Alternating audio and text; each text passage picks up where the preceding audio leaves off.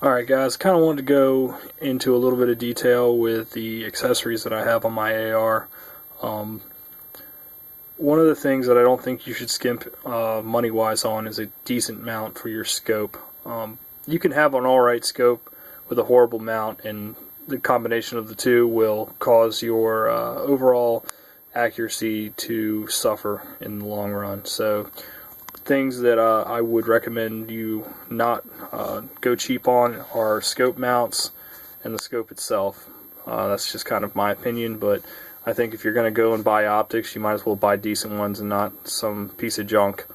So I'm rocking a Larue Lt-104 mount on top of my LWRC SPR, mainly because it's a good mount. It's a cantilevered mount, as you can see, and it provides a proper eye relief as well.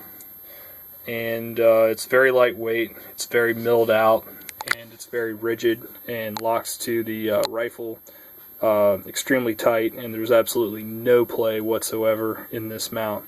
To take the mount off the rifle, all you have to do is pull this tab back, push it forward, and this tab does not lock, so all you do is push that forward to about a 45-degree angle, tilt it to the right, and the mount just comes right off. You'll notice on the bottom the tabs have these patent pending marks. Now, I have been made aware that there are some Larue mounts going around that do not have these patent pending marks on the bottom, and basically what that means is you're dealing with a counterfeit mount, basically. And the only thing I could say really that would help is buy the mount directly from Larue to basically eliminate any kind of error in the buying process, because they do exist and they are floating around. And just be careful and be educated, because I've seen some examples on YouTube with the Lt-104 counterfeits, and they don't have the patent markings or the company logo on the bottom of the locking levers. You'll see here you have some teeth that interface with the top of the Picatinny rail that I guess help with locking it down and increasing the rigidity of the mount overall. You'll see here some milling marks where they've milled it out to decrease the weight overall of the mount. And when mounting the scope, they say to tighten up your bottom ring screws first. That way you can still rotate the scope left to right to level out the reticle. Now with the Trijicon TR24G, it has this post on it, which if you guys can see it, there you go. It's basically a little post with a triangle at the top, and it's not that easy to level out by eye.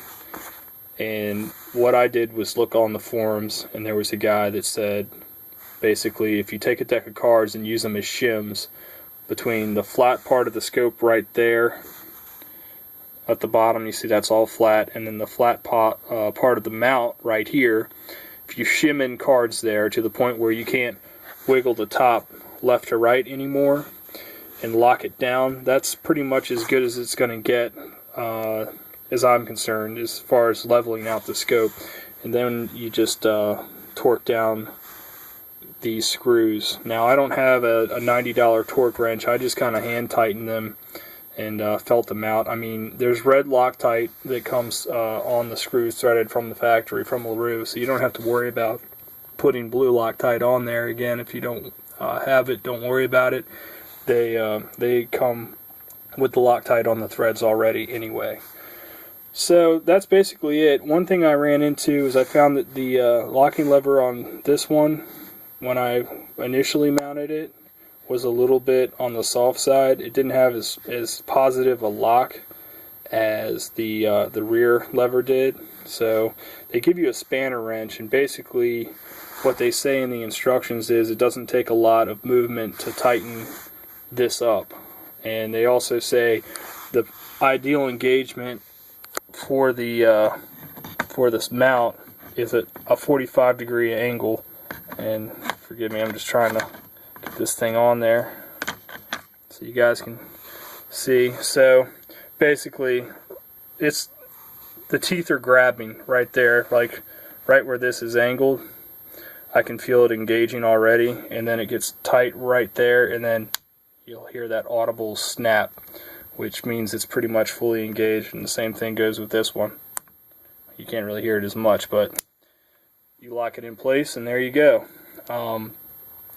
It's a great mount for the money, and you won't be disappointed with any Larue product you buy. I can almost guarantee you the quality is worth the money, guys.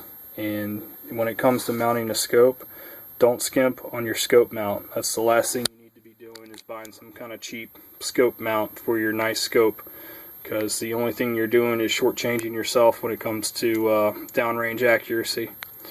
Anyway, I hope this video was informative to anyone who's looking at the Larue Lt-104 mount. And if you guys have any questions or comments, please leave them below. I'll try to respond to them in a timely fashion. Thanks, guys. Have a great day.